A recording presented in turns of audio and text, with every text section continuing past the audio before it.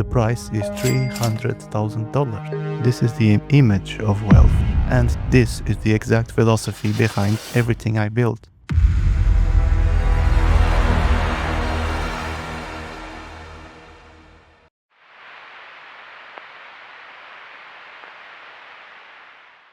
Look around you.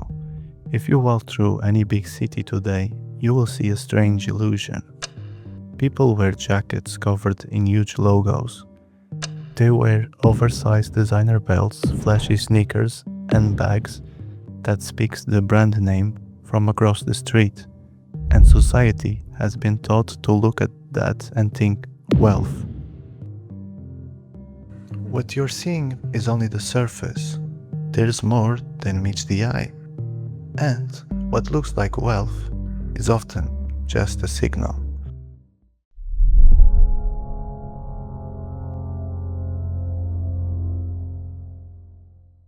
But the truth is colder than that. This is not real wealth. This is the image of wealth, packaged, mass-produced, and sold back to the middle class. The truly wealthy, the CEOs, the global elites, and the invisible billionaires play a different game. They don't wear loud logos. They don't need attention. They wear a simple grey cashmere sweater that looks completely ordinary to most people, but costs $3,000. Welcome to the world of quiet luxury. But this video isn't about fashion, it's about business. It's about how the luxury industry built one of the smartest psychological traps in modern capitalism.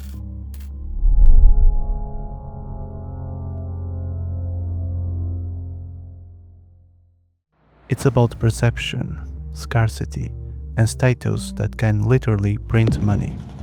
And if you want to understand how power and wealth really work in 2026, pay attention. Let's talk about the math behind the manipulation.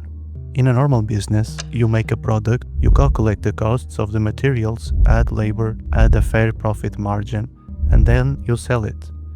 If a shirt costs $10 to make, maybe you sell it for $30. Luxury doesn't work like that. Luxury works on desire. Take a designer handbag, for example. The leather, the hardware, and the craftsmanship might cost a brand $100 or $200 to produce, but when the bag reaches the store, the price is $300,000. So, what are you really paying for? Not just the leather, not just the craftsmanship.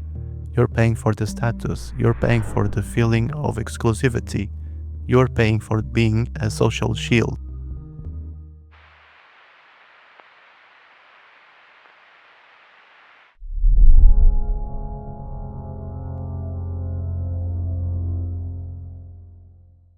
Luxury brands know something powerful. If they price something high enough, the price becomes part of the product. It becomes the feature, it becomes the barrier. But at a higher price alone is not enough. If you want people to fight for your product, you have to make them feel they can't have it. That brings us to scarcity. Human beings are wired this way. If something is rare, hidden, or hard to access, it becomes desirable. Luxury brands have mastered this. Look at Hermes, look at Rolex. They just don't sell products, they sell the access to it. You can walk into a Hermes store with $10,000 and still walk out empty-handed. You cannot just buy the most famous bag, you have to build a relationship with the brand. You have to spend the money on things you may not even want, just to prove loyalty. And only, maybe, they will let you buy the item you actually came in for. So, that is not retail, that is psychological control. By limiting supply, these brands create an obsession, and they turn this obsession into status symbols. And because demand stays higher than the supply, the product keeps its value, sometimes even increases. Wealth sometimes is often just a signal. And the truth behind the luxury is more than you can just think. They turn a leather bag into a status asset. That is the power of scarcity. But then the game shifted again.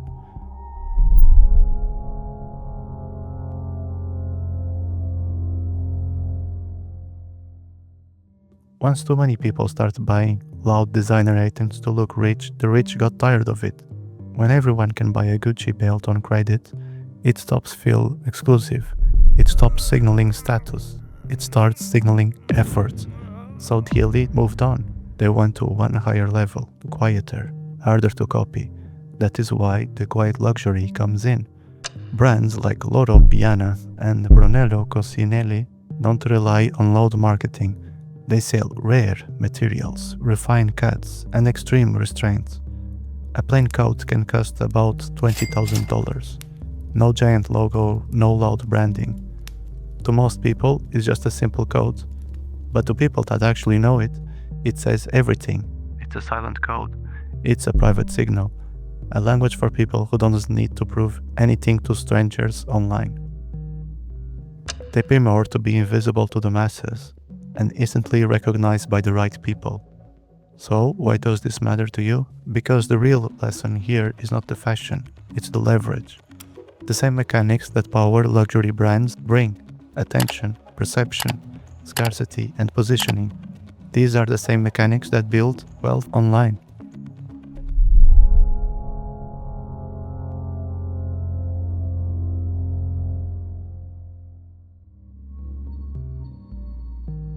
Right now, most people are chasing cheap attention.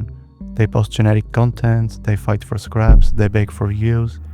That is the fast fashion of the internet. But the real money goes to the creators and entrepreneurs who operate differently. Think like premium brands. They build trust, they create demand, they stay selective. They make people feel something. You don't need 1 million followers, you just need the right audience. You need the right 10,000, the right clients, the right buyers, the right partners.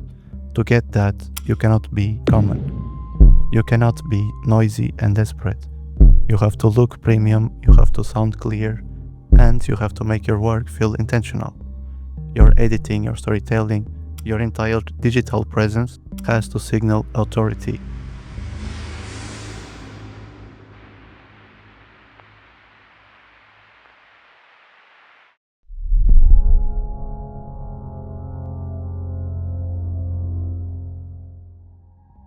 And that's where the real story begins. That's how the system keeps working. And also, that is the part that most people never see.